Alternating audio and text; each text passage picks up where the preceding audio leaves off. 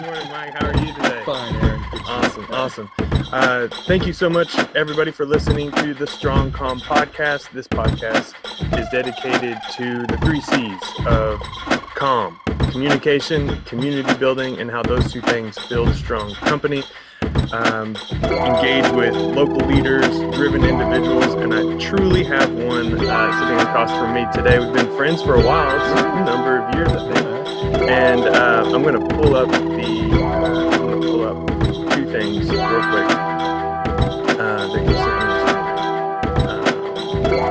me to give you a formal introduction. All right. So 40 years of experience in restaurants and owns 2 companies. 33 and a third is one, a restaurant development and management company founded in 1987. 2 years prior to I was born, just so you know. And JMS Ventures Group, which was created to help others succeed in business and life by building a community-based online social entrepreneurship, contribution, purpose, joy, and legacy. I kind of messed up that read right there, but that's what it's dedicated to. So that's the formal introduction. Mike, how are you this morning? Doing good, Aaron. Doing great. Great to see you again. Yeah, it's good to see you. I'm glad that we've been like back and forth trying to get the schedule right. I know. Yeah, exactly. Both of us busy. So. Yeah. So thank you for my pleasure, coming on here. I think it's going to help a lot of people, and I've admired you for such a long time. Do you remember how we initially got connected? I can't remember exactly how. I think we actually met in a coffee shop, and I don't know how we back. Gosh, it was that coffee shop over by the university. It's no longer there, actually. Right. Scooters, I believe. Yeah, it was. Scooters. You were selling cars back then, and I had just recently moved to Tyler from Colorado, and somehow we connected, had coffee, and started talking because we have similar thinking, I believe, in business. Of course, your generation is a little younger than my generation, but we've had some great conversations over the last 3-4 years in business, and I've really enjoyed watching you move, how you move, what you're doing in your life, and impacting in the business world. Well, it's been fun, and you're jogging my memory. The scooters thing, and if I was in car sales, and I think it might have been Twitter. It could have been that initially got us connected, because there's not very many people in our local area on Twitter on an ongoing basis. And you and I are tweeters. Yeah, exactly. But we're on there quite a bit. Yeah. So I think we initially got connected there, and then Facebook and everything else got us connected. And then, over time, just been interested in you because, you just turned 68. 68. And I'm bringing up age. This is the second time I brought up age, but only because I think it's a great thing. Oh, yeah. Yeah, I do too. All right. You look great and you feel great. Thank you. And I think you've got a younger hustle than a lot of young people that I know. Wow. Thank you for that.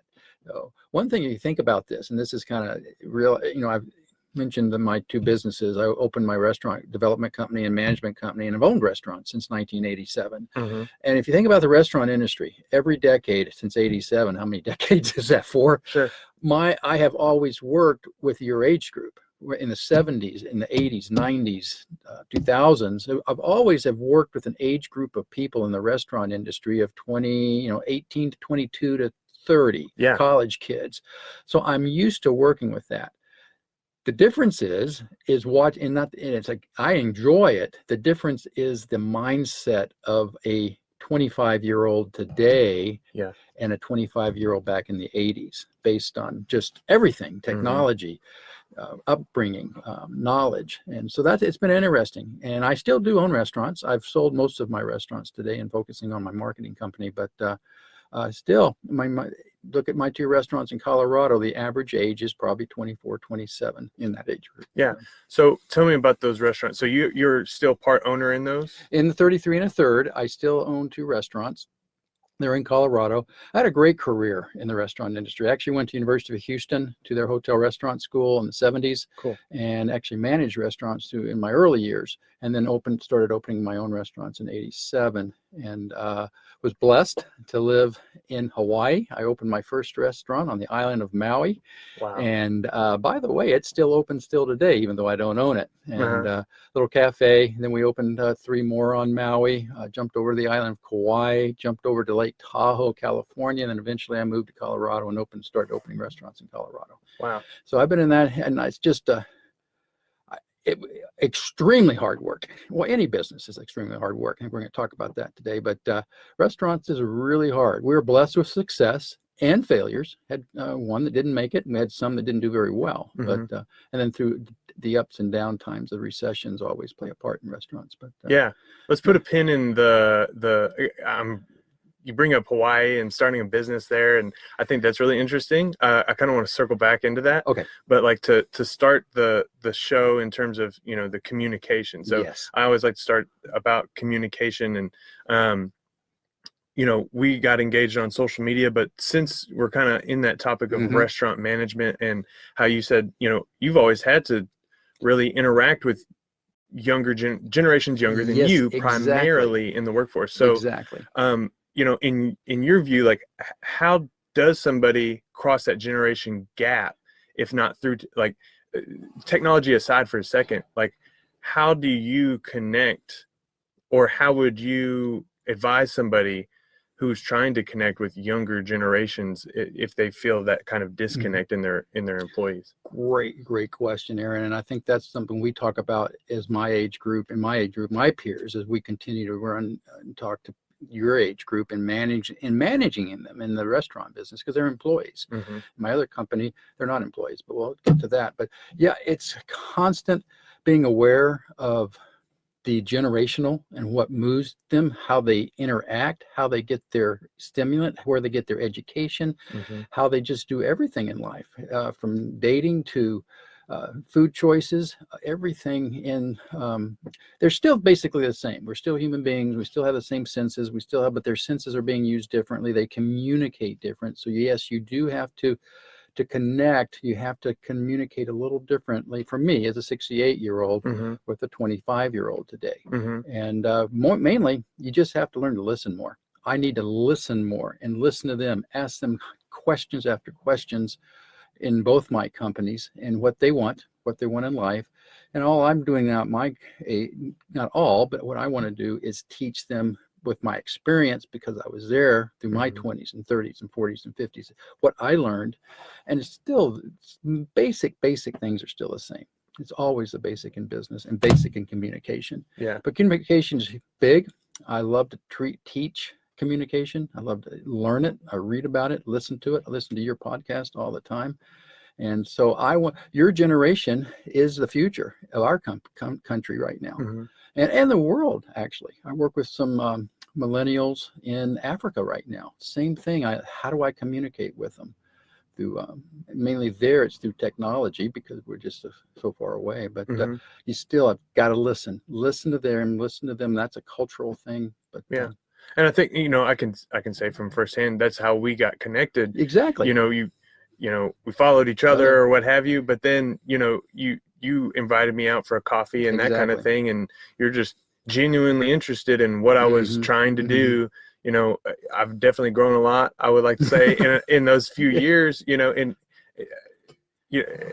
terms of my education and business knowledge and that kind of stuff. But, you know, I'm starting to come more into this theme of evolution, how like we're all on this journey and we're just evolving in just different ways. And we're all, you know, we're never going to be that quite perfect. No, piece. we never will. And it's so, like, the listening point is so important. So you can really, you know, you have to get the context around what's happening, what's happening around somebody, exactly, to effectively get a message across. Exactly. Otherwise, they won't hear it. Oh, that's so true. And I think that's so true.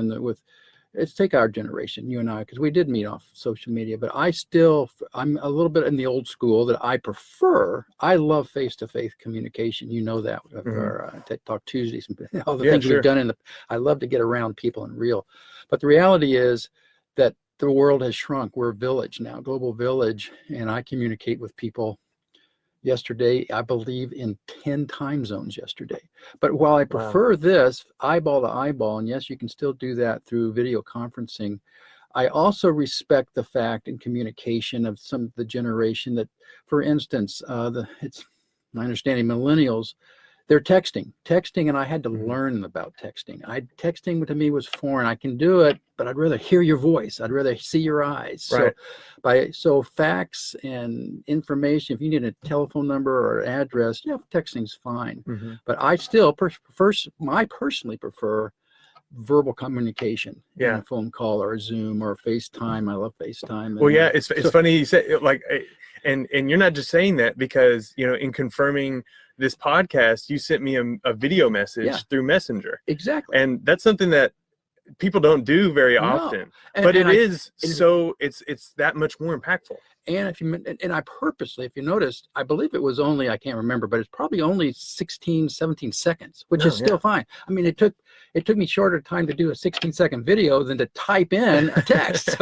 And I think it means a little bit more personal. I agree. What I've found, and all of a sudden now I'm receiving those back, and I'm not asking for them, but obviously people now see, well, Mike, he said, and I do that a lot, particularly with people I really work with on a daily basis. It's just a quick little good morning in sometimes 5 seconds. Good morning. It's a visual versus a typed. So right. Yeah. It just means that much more. And you can do that on WhatsApp. You can do that you can actually do that on Twitter now. You can do they're adding so much in video, but yeah. But it's all communication, and just aware of how you communicate and communicate effectively in the business world. Gosh, you think back, you know, not you, when you probably don't. I can remember when I was young, going off to school, my mother made sure we always had a quarter in our pocket so we could put it in a pay phone if we had to call somebody, call for help, call them. We always had to have because payphones are everywhere. Right. And then I remember when pagers were big, and my son carried a pager to school. And I carried so he could page me, and then we'd go to a payphone. And it's evolving, but it's all part of the communication. And in the business world. So was there a moment for you that you said, okay, because I grew up with the internet, you know, so I feel like I've evolved almost in parallel with the internet in terms of, you know, AOL. We were on AOL chat rooms and things like that as like a middle schooler, right? You know, and then as I graduated high school, like Facebook was for college age kids, and then it broke out to the, you know, broader public when I was 19, 20 and what have you. So like as these platforms have evolved, I've evolved as a person. But for you, for decades, it wasn't there. No. So my question to you is, you know, was there a moment you said, well, I've got to jump on the bandwagon? You come across very authentic in your usage of it because you're competent at, you know, sending a video message. You do it all the time. You're experienced and practiced at it. So you have a degree of comfortability. How did you kind of get into it? Or what for you, was it like, oh, there's a thing called Twitter, I'm just going to sign up? Well, a little bit of everything of that, and I'm just evolving. Inquisitive. I always had an inquisitive mind of what's happening in the world and technologies, or whatever it is. New cars, just how things evolve through our world. Watching it the last 68 years, and I think it was a little bit of both of those. I will also say I have 2 coaches that I'm big on coaching and mentors, and actually pay 2 coaches to coach me. And back, we talked about a gentleman this morning already, but back in 2008, when I started moving into and opened my JMS Ventures Group marketing company, it evolved, and he helped me saying, you need to get more involved in, this is the future. He had the more vision. I didn't have the vision. He saw where technology was going to go, Twitter and Facebook, and jumping into now. Think about apps. Apps are relatively, what are they, 10 years old? Maybe not even 10 years old. So moving all into those categories, it was evolving, and just grasping this, not understanding it all, asking questions, and letting a coach teach me how to, let's try this, let's try that. Not everything worked, but because it's all evolving. But it's always back to the communication. How can we effectively communicate with each other on a family basis, Yeah. professional basis, community basis, Yeah. and it's. But you've had a genuine interest in doing Yes, that. I have. A lot of people say, I've talked to a client of ours before. He's like, when the internet came out like it was a movie, you know. Yeah. It was like when the internet came out, I thought that shit was a fad, you know. Yeah. And like he goes, man, I was historically incorrect. Yeah, Exactly. So, but you know, that's how a lot of people, I would say, you know, approach new types of technology and things like, exactly. no, I'm comfortable. And I don't know if you remember when the I'm trying to think how old you would have been, but when the internet bubble actually burst back in, I think it was late 80s, or 2008, I meant 2007, 2008. And what was happening because of the internet. I was graduating high school. Well, there you go. And it was like everybody, like doom and gloom was happening. And I remember in high school, like, I was like, oh, great. I'm just like getting out on my own. And everybody's like, everything's melting. Exactly. But for me, my perspective of that, Aaron, was I watched it grow up. And what I was seeing in those times was the amazing company, internet company. They're on the bandwagon. But in reality, we knew in hindsight, sometimes not all of them were going to work. Just like in the restaurant business, most restaurants don't work. They close in 4 to 5 years, the majority of restaurants. But you've got to try them. You try new techniques. Same thing in the internet world, whether it be internet. I mean, I can remember living in Seattle when the first grocery store chain tried internet buying and internet delivery to your house. Didn't work. Today it's working. But so that's just companies trying using the new technology. That's innovative, and some are going to work, some are not. But look, it evolves through the time. Think about Amazon. They thought he was a crazy guy, that Bezos was nuts. He lost how much money for how many years, and look at him today. So he rode the roller coaster. He still had the vision, but he didn't know today what he knows, what he knew back when he started Amazon. Right. And timing is so important in all that, and making sure that like the message that you're bringing might be correct. You might have that vision, but everybody else isn't ready for it. Right. So exactly. So, but that, and it just, I keep moving it back to communication. I think I love that we're a global village today, and I can high-def video conference with someone in Nairobi, Kenya, which I did yesterday. Crystal clear, crystal high-def, crystal clear communication through the internet on the web, as long as they had strong Wi-Fi in Nairobi, which sometimes they don't in Africa. Right. But that's still communication. I'm looking at their eye. I mean, it's communicating the right way. That's inspiring thought. So I have an aunt and uncle in Tanzania, Africa. Really? Yeah, they've lived there their entire life. My cousin, one of my cousins, they have 3 kids. One of my cousins was born there, and they come back like every 4 years for a period of months, and then go back. And that's been our entire relationship. You know, we see them like one Christmas every 4 years or so, get a Christmas card, birthday card, that kind of thing. And then like, you're inspiring me right now to just think about like, wait a minute, like I speak with them through cards like more often than anything else, when I could really transmit my face, you know, and my voice across the world to them intentionally if I really wanted to. Exactly. It's really that easy. It's just the you know, am I willing to communicate and willing to get it, you know? Well, you mentioned earlier that I've communicated to you this morning through Facebook, the Messenger app with a video. Africa, I would do a lot of work in Africa. They are addicted to WhatsApp, which is owned by Facebook. Yeah. And so I have Facebook or WhatsApp groups, and their high def videos. You can do the same thing. So I'm constantly sending them good morning, and I'm waking up to messages. They're 8-hour time ahead of me. Yeah. So you can do a video conference with your friends in Tanzania through WhatsApp. Most Africans use WhatsApp. Africa is, because of the nature of the continent and how it's growing, some of the countries know that the phone is what they do everything. They have everything's done on the phone and smartphones in Africa. Interesting. And even banking. Kenya, for instance, has great banking. So I can transfer money directly to my business partners in Kenya through an app. Wow. You know? And even with the exchange rate and the change rate from the dollar to the shilling. Awesome. But it's just communication again. And moving into community, same thing. I feel the world is a global village now on my standpoint. Yeah, I love that. Define global village for global us. village to me is, I actually lived in Africa as a young boy, and today lived in Ethiopia as a young boy for almost 5 years. How old were you? I was 10 years old. Okay. And 10, 11, 12. And so I've had and then I've also sponsored children there for many, many, many years. And now they're grown and have their own kids. But my point is and I used to communicate through them through letters, actually. It sometimes took 3-4 weeks or a month for them to get a snail mail letter sent in internationally. Then the internet came up, emails. We started emailing to each other. Now we're communicating through video conferencing, Zoom. We do Zoom accounts, and we have whole family meetings with Zoom, and business meetings, community meetings with Zoom. But anyway, the global village to me is the world has shrunk.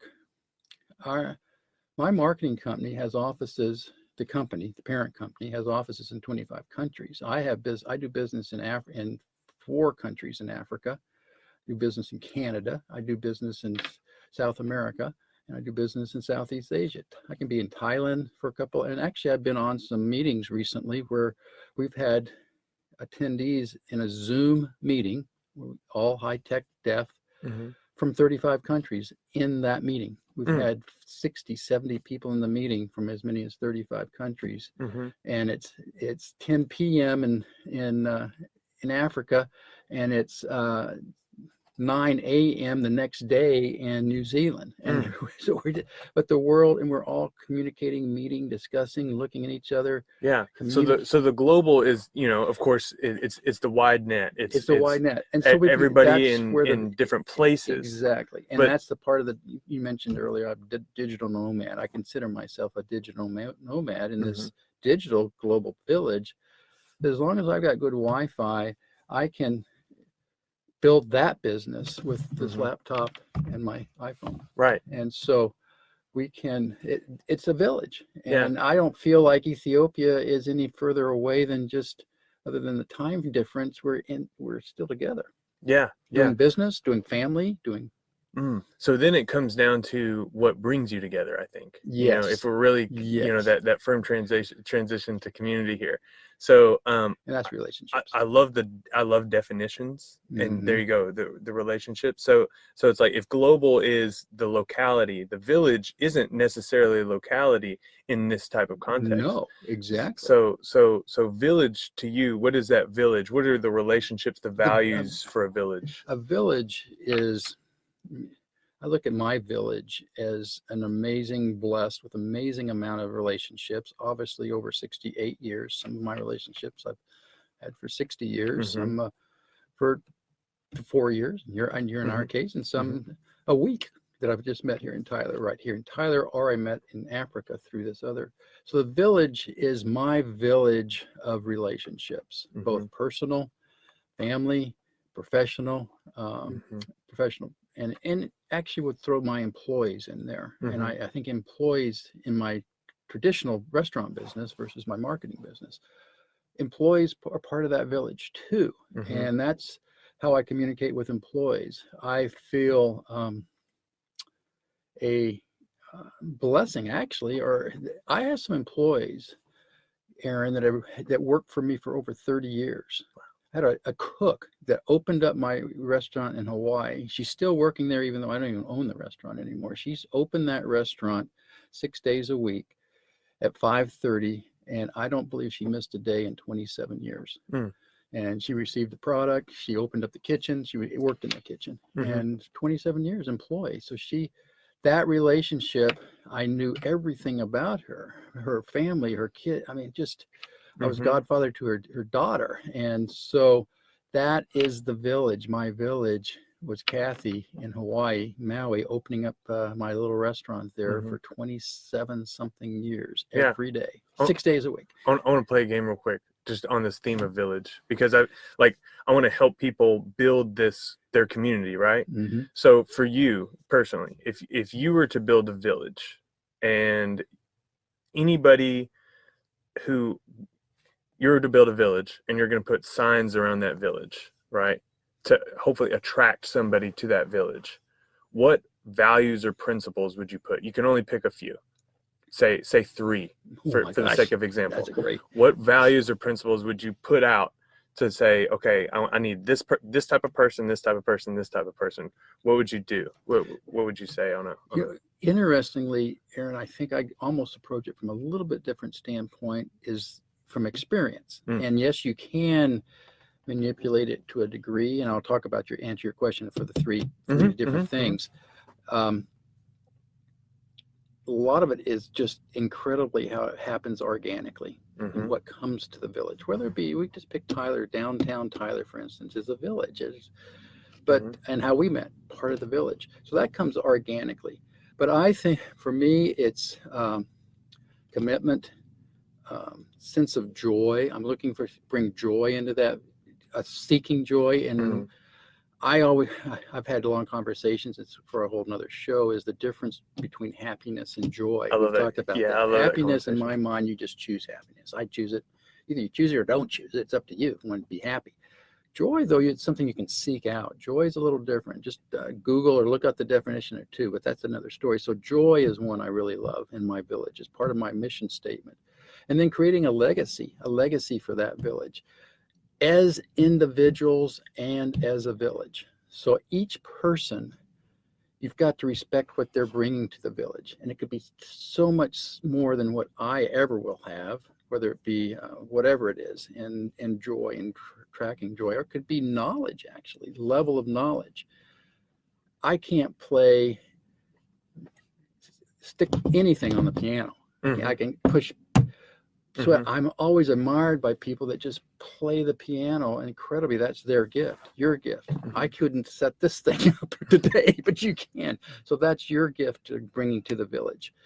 And so I think legacy, commitment, joy, long-term commitment, long-term relationships, building the relationships together, watching them and respecting each of them, and to play a part in the overall village and its growth. Whether in that village, again, can be a group of 2 or thousands. Yeah. And in my case, I've got both. I have a lot of groups. I work with a group that's over 1,000 people in our village in a professional standpoint. And we're all over the world. Yeah. And that's why I find that attractive. Other people don't ever, hard to imagine, like I said, that meeting I was in with 35 countries, people from 35 countries in one meeting. It just amazed me that happens in today's age. Yeah. As long as you're willing. Yeah. And that kind of thing. Because everybody contributed. Everybody's contributing from different cultures, different perspectives, different economical standpoints. What we have in in the United States versus what they have in Africa is so drastically different. But we're making impact in Africa in the poverty areas, from the business world, using the business model. Yeah. Let's talk about that a little bit, because it's come up, quite a bit. So what is the business that has enabled you to grow these relationships globally? Globally, it's what do you do? The marketing company. The JMS Ventures, my initials, J. Michael Smith Ventures Group. I started in 2008. Actually, interestingly, I had my restaurants. At 2008, we had the major recession, and all my restaurants, without exception, all of a sudden, wow. We did not know where it was going. We didn't know how long that recession, but literally sales dropped. Unfortunately, we were laying off managers, laying off dishwashers, laying off that was 2008.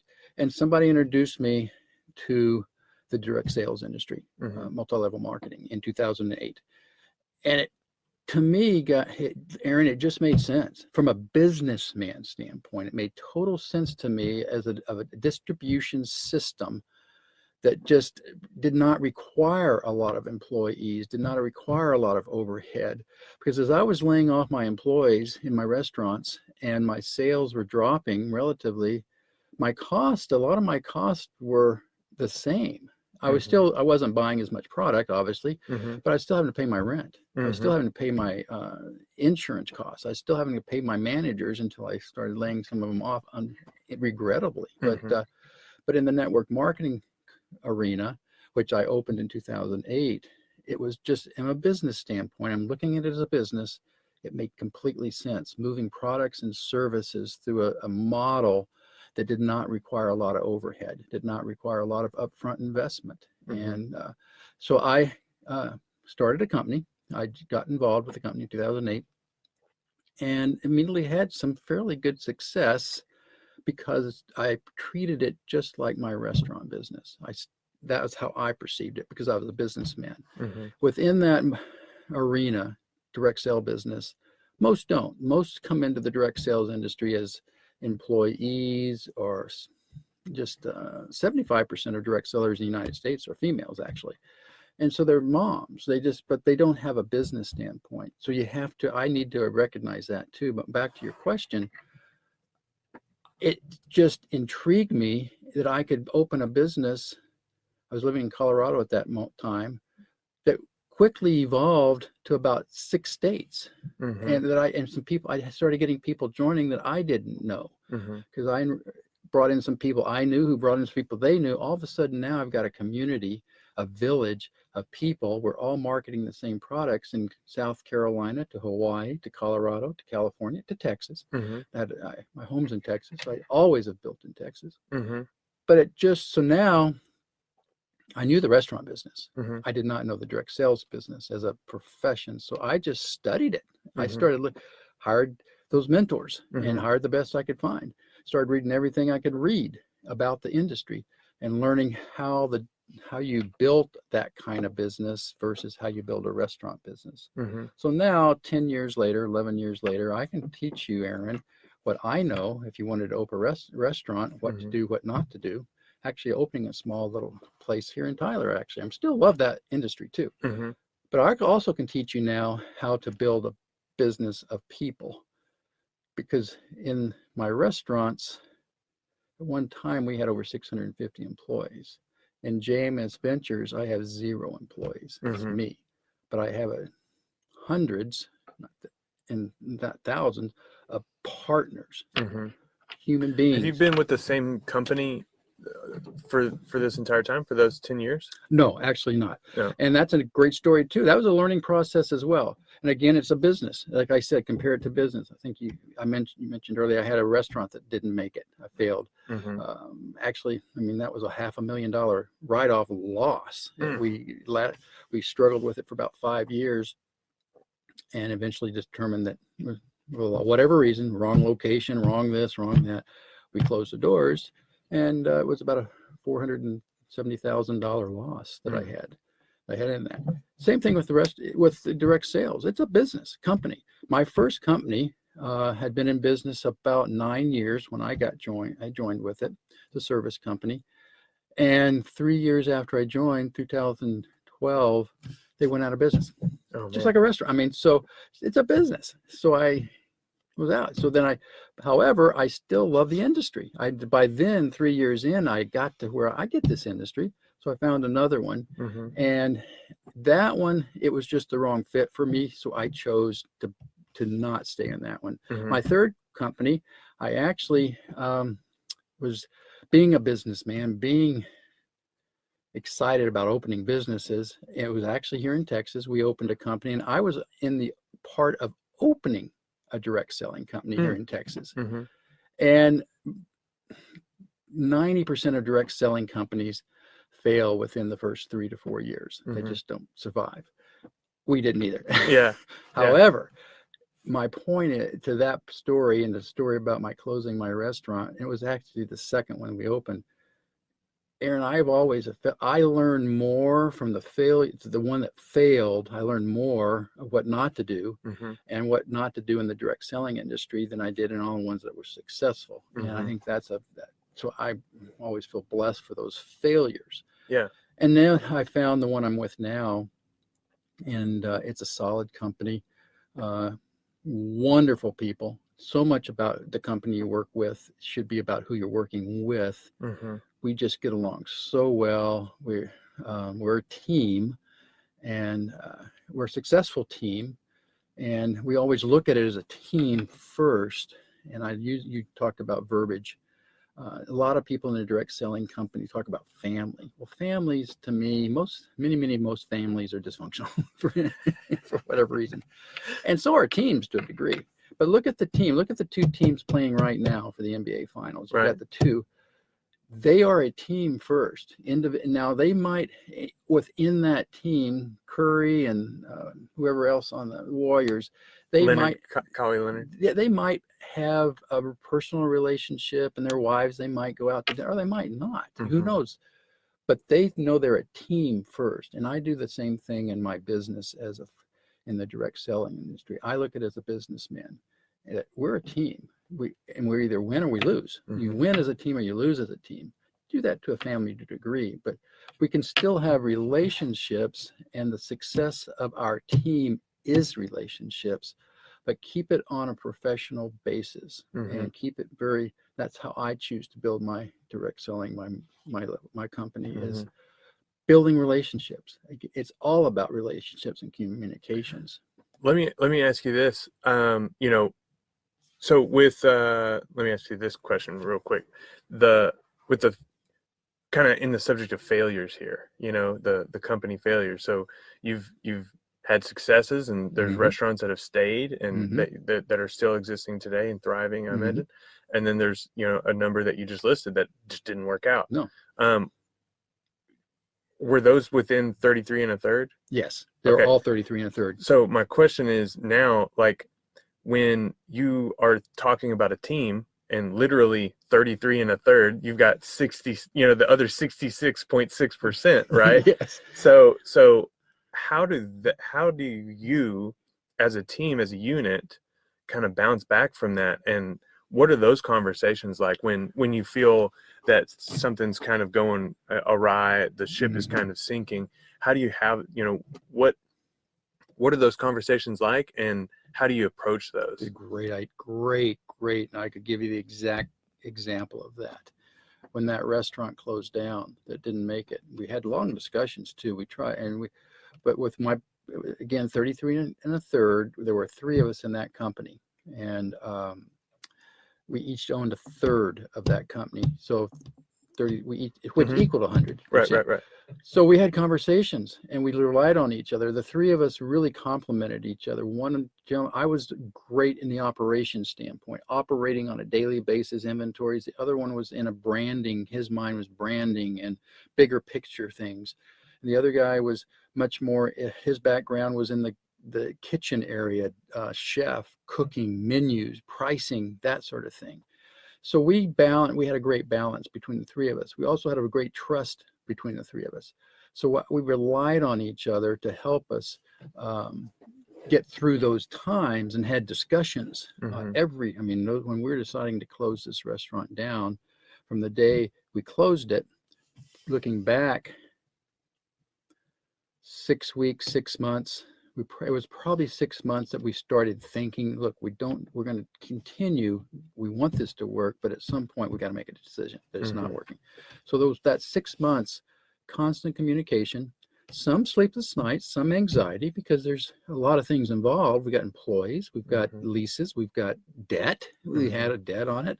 So there's some stressful things involved, but you just communicate. It's back to communication. You can't not communicate your fears to whoever it is. And then between the three of us who were actively involved, we also looked outside to our attorneys, our accountants, our pastors, and to help us through that time with moving forward. But we really didn't learn. It was probably a year later, after we closed, looking back and getting ready to open another one. And if you think about this, you close a restaurant, lose $450,000. This was in 1990, I believe. So now you could be really, really fearful of, I'm not going to do another one. Yeah. There's no way, because I don't want to go through that again. Right. However, we knew what we knew, and we did have successful restaurants. You fall back into what you know, and say, yes, we know what to do. We know what we didn't wrong here. And it was a combination of a lot of things, some of it location.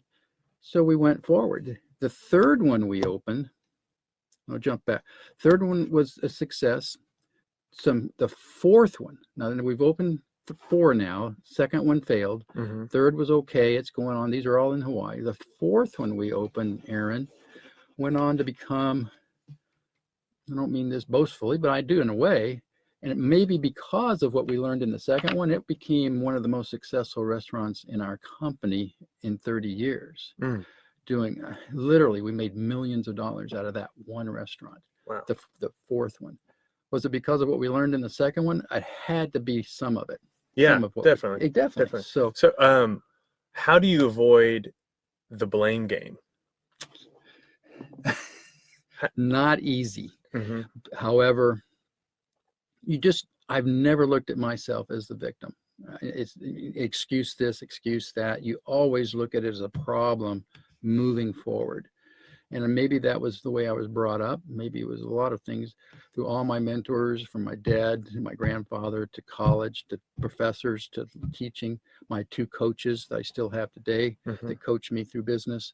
So, and they always said that you can't look for excuse. You can't blame. You take responsibility. You can't blame the 2008 recession. Those are realities. You take responsibility and move forward. And as long as you're doing it with integrity and honesty and moving forward and not trying we never did anything illegally. And so I always looked at it as an experience. My whole life's a journey. I've had ups and downs, made $1 million, lost $1 million, made $2 million, lost $3 million. I mean, but it's part of life. Yeah. So how do you, your experiences have definitely helped you and informed you on how to move forward, but you always you lean into life. Yes. I from afar, I mean, I'm just saying this as somebody who knows you on a personal level. You're a person who leans into life, who says, yeah, let's go, let's do something else. Yeah. When you're at a time in your life where you could say, you know what, I'm going to kick back and I'm going to, drink margaritas on the patio, and you might do that, from time to time, but you do it in balance with and in concert with a relentless ambition. Yes. It's like you're on a greater pursuit. So like, how does that come about? Why do you think that is? That probably is. Or for you, what's that desire? For me, I don't. It was probably instilled in me from a young boy traveling around the world. I thought that was a blessing. My dad was in the military. We lived all over the world, from, like I said, Africa, Europe. I don't know how many states. And the experience of learning all these different cultures and environments created this sense of just always question, looking for something different, looking for what's out there, what is over there. I mean, I've never not had that. Even when I managed restaurants, I thought, I can do this. I want to go try to open a restaurant. So some of it was probably just instilled with me through the years. I continue to nurture that. I am ambitious. I have a lot of ambition. I live my life just 24/7, involving everything. I don't compartmentalize into where days off, not days off, or retirement, not retirement. Yes, I do. I mean, I love to sit on a patio and drink a margarita. I told you earlier, I think I'm hitting the pool this afternoon. Right. But I'll probably have a conference call at the pool, perhaps, or somebody's going to call me. It's just all involved in my life, business, life, communication, family. Yeah. And that's how I live my life. Yeah. And always looking for opportunity. And I will say, at this stage in my life, the opportunities, what I'm looking at and coming in to me now, are opportunities that allow me to now give back the things I was learning in my 20s and 30s and 40s and 50s. And I find more joy now in helping these young 20 and 40-year-old people in Africa or in South Carolina or in Colorado build a business. And I love and looking for like-minded. I'm always looking for like-minded people that have the same with me, with knowing a lot of people on my team don't, but they just have a desire for change, or in some situations, they're trying to pay off a $100,000 student loan bill. Right. And super smart. graduate, University of Colorado with $150,000 student loans. He's got a nice business degree, but he's going, how in the heck am I going to pay $150,000 off? And he's 25 years old. Wow. But he's smart. And so I can show him a way, and he thinks like me, sort of. He's still young, but he reminds me of when I was that age. So I'm learning from him too. I'm thinking, my gosh, I graduated in 1975, University of Houston, the hotel restaurant degree. I had zero debt. How did I do that? And how did you end up with 100? What's the deal? I don't talk about another podcast. Exactly. Yeah. So anyway, my point is I'm looking for like-minded people, but at the same Yeah. time, I love working with anybody that's interested in just doing something. Yeah. Whether it be mission work, professional work, nonprofit, for-profit. You know, you and I do a lot of things here with nonprofits here too. But I'm really more of a for-profit guy. That's just my background.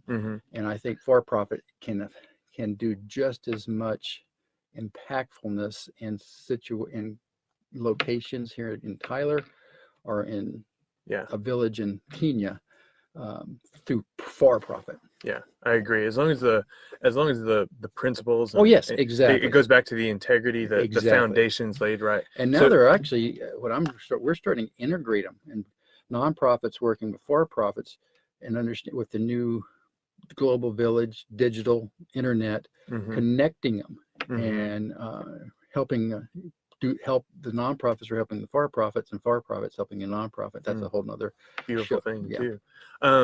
So if you were, say there is like an entrepreneur listening to this, maybe somebody who's looking to start a restaurant, they want to start a restaurant, maybe even locally in Tyler or East Texas. Can you give some sort of, what is your start? Here's A, B, and C at least, what would you tell somebody? Of course, I understand context and stuff is really important on like, well, is it Mexican food or whatever, but maybe it doesn't matter. I don't know. It doesn't. How would you advise? In general, if somebody coming out of college, or say they're 25 or say they're 19, it doesn't matter. Open a lemonade stand. A 7-year-old open a lemonade stand. I could tell them how to open that lemonade stand better. Yeah. And market it, and with Facebook or whatever, go Facebook Live with your lemonade stand in the Azalea district. And right. I mean, today it would be cool to do a whole thing on that. That would be. Or to open a pizza restaurant in Tyler. Yes, I could help them. I will say this. And maybe it's not necessarily because we live here. In my experience, if I were Texas is what I'm getting to. Texas is the state for a lot of reasons. I don't know that I would open a restaurant in California anymore, particularly at my age. It doesn't matter, but California, Hawaii, even Colorado, for various reasons, I'm not talking political, I'm just talking economically, but some of it's state regulations or just the cost of doing business. I would highly recommend not going to Hawaii right now and opening a restaurant unless you have a lot of capital. Texas, however, there's opportunity in Texas. I know in a place not too far from you where you and I are sitting right now that's a turnkey operation. It's got the equipment in it. You could technically put a new sign on the door, Aaron Dunn Pizza, open tomorrow with a very, very low upfront cost. There's a lot of opportunities like that. But the process of learning how to run it on a day-to-day basis is a little more difficult of running a restaurant. But I can teach you that. Helping somebody right now open a small little, not a restaurant, but a small little food place. In Tyler, actually. But Texas, again, is the state. Texas right now, economically wise, professionally wise, look at Tyler. And yes, you have to also look at the reality. There's been some great restaurants that have opened here in the last 3 to 4 years since I've been here, but no, it didn't exist. I think I mentioned 3 out of 5 restaurants will close within 3 years. Right. But that's okay. That's no different than any other profession. In my direct sales company, high percentage close their business pretty quickly. Why do you think that is? There's a ton of reasons. Again, it's individual. It's Mhm. individual why they went into it. There's individual reasons why they did it. Yeah. Uh, It can be interpersonal. interpersonal. It could be A lot. market. It could be Market. all It could kinds be of stuff. family issues. Right. Not understanding. In some cases, it's actually and my feeling is that in some cases, the cost of going into what I'm doing in the direct sales industry is almost too low. I mean, it's so low that if you have hit some roadblocks very quickly, it's not worth it. Where if I spent $450,000 on that second restaurant, I didn't give up easily. Mm-hmm. Those 6 months we decided to, Mm-hmm. looking back. And by the way, my last restaurant I opened in 2006 in Colorado. We spent $1.3 million to open the doors. So $1.3 million, obviously you have a different approach to it versus if I'm going to open a direct sales company for $1,000. Right. However, here's what I'm going to tell you. $50. Yeah. However, what I can tell you from experience now, 30 years in the restaurant business, 11 years moving on in the direct sales business, that 1.2 million in my restaurant versus my 1,000 or 1,200 in my direct selling company to open it, both can generate the same amount of revenue and the same amounts of profits. So in my mind now, wow. Right. But that's what I learned. I didn't know that when I opened my first direct sales company. So, but it's a process, and some of it is they have an employee mindset versus a business mindset. So I think sometimes I felt I approached it as a businessman versus an employee. Others, however, back to Texas. I don't know if you know this. The numbers, I just saw these numbers. I think I shared them with you. In 2018, the year, we just got the final numbers through the Independent Direct Selling Association. It was $35 billion in resale sales in the United States for the year 2018 in the 50 states. I don't know what it is globally. But Texas, back to Texas. Texas is the #1 state in America in the direct selling industry. There's 2.2 million Texans in the direct selling industry. Majority are part-time. By far the majority are part-time. But there's a minority of full-timers like myself. In Texas in 2018, sales were 5.2 billion with a B in retail sales. So that's a real number. Yeah. We're moving products in this state and services, whether it be healthcare or juice or whatever it is, electricity. Right. We're moving that through a direct selling vehicle. Model. So those are real numbers. On an international basis, $200 million in commissions, US dollars, on a global basis is paid out daily. Whoa. 200 million daily around the globe. Yes, there's people out there that work 6 months a year and they're making $10. Yes, there's people that are making $1 million out of that. But that 200 million a day is real dollars being paid out to somebody around the globe that's moving product or services. Why do you so we can get into the litany of reasons why people discredit the direct selling industry, and that was a prime example of like why people don't consider it as a possible career path. Oh no, because there's the low cost of entry, and so you don't recommend it. I was just curious why you would say. I was going to ask why would somebody consider it? Well, but if you, I don't know that I'd recommend going into the restaurant business either as a restaurateur unless you've done your homework and you've learned. I mean, I know a lot of how do I say this? I don't mean this critically, but doctors, attorneys. Actually, I know some professional football players in California who think it'd be cool to own a restaurant. You know how to play football. You're an attorney. You're a doctor. You know how to fix my broken arm. You do not know how to run a restaurant. But they want to. So my point is, they open a restaurant. They have all the money to do it. They can design it, but they don't know how to operate it. They don't know how to make money with it. And, Right. and they end up, I just lost 300,000 doing that crazy hobby. Yeah. So that my point is, Aaron, any business, did you know that I just saw this number, and I haven't verified it, but I heard we could verify it pretty easily, that I think it's 8 out of 10 realtors, new realtors, 8 out of 10, you get your real estate license, 8 out of 10 never sell one home. Wow.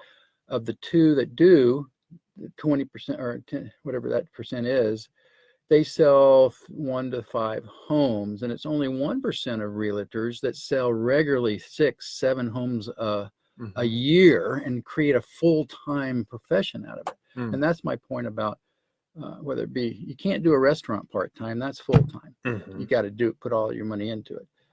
Direct selling, though, you can do direct selling part-time. And what you said was about full-time. I don't recommend necessarily full-time. Come in full-time, quit your job. Do them both.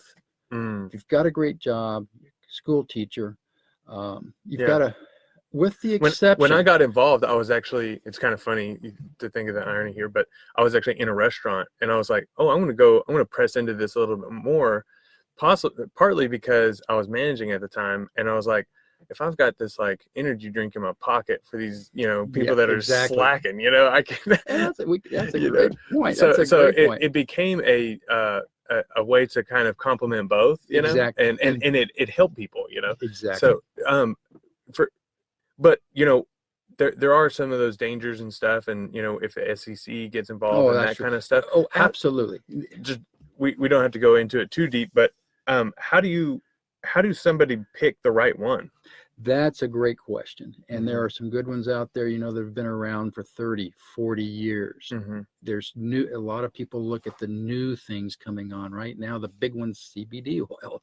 Right. I saw that. It's CBD, exploding. And so the numbers are going to be huge.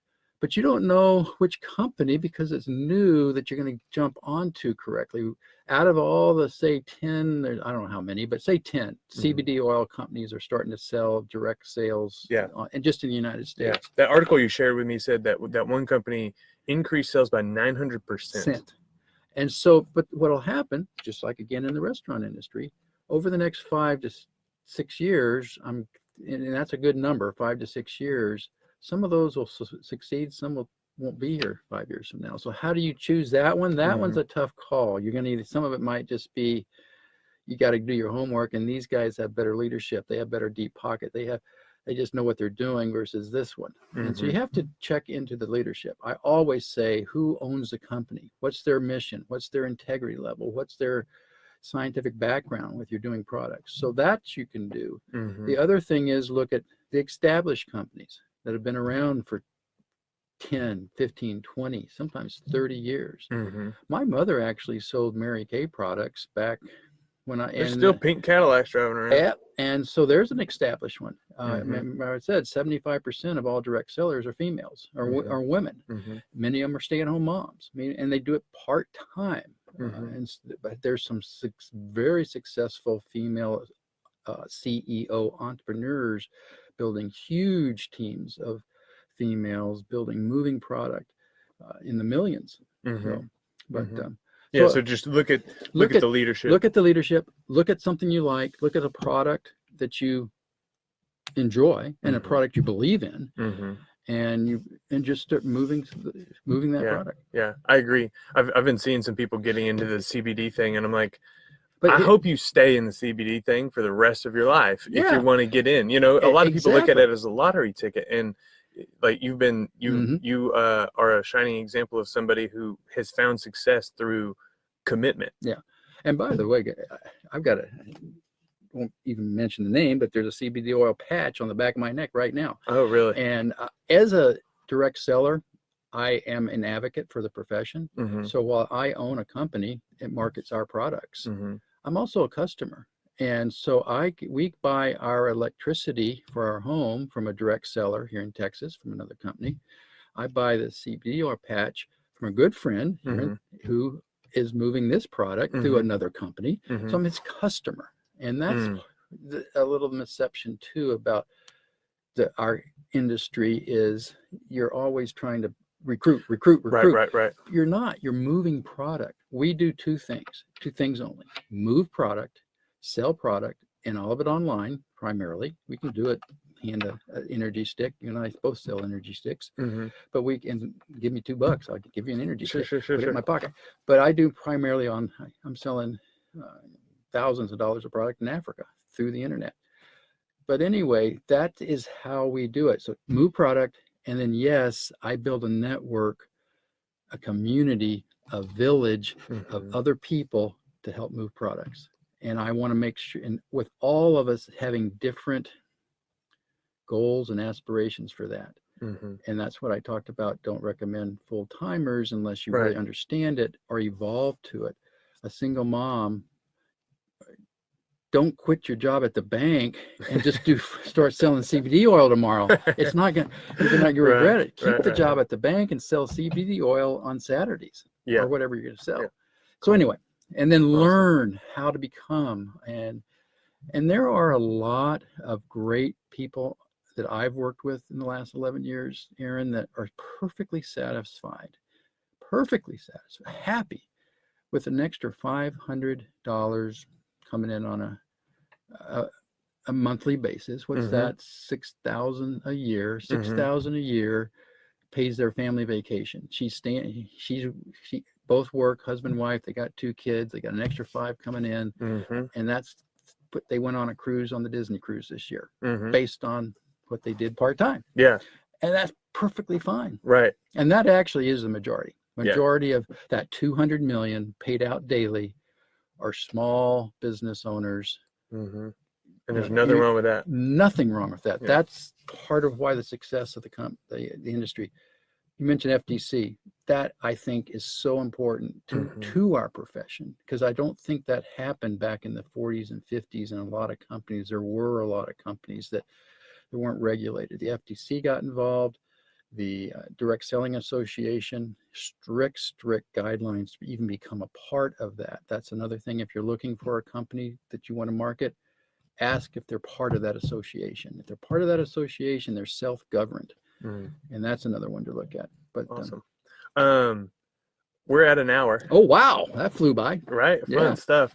So in the interest of time, let's close it out with one of these random questions. You want Gotcha. Let's do it. Cool. So pick these up at a local, at a networking event. The questions are along family, values, and money. And sometimes they get really, really like nerdy on money, like boring 401k kind of stuff. But hey, maybe, it's good to know. So we're just going to pick one, and then we'll both answer it. So this question is, where is change needed in your life? That's a good question.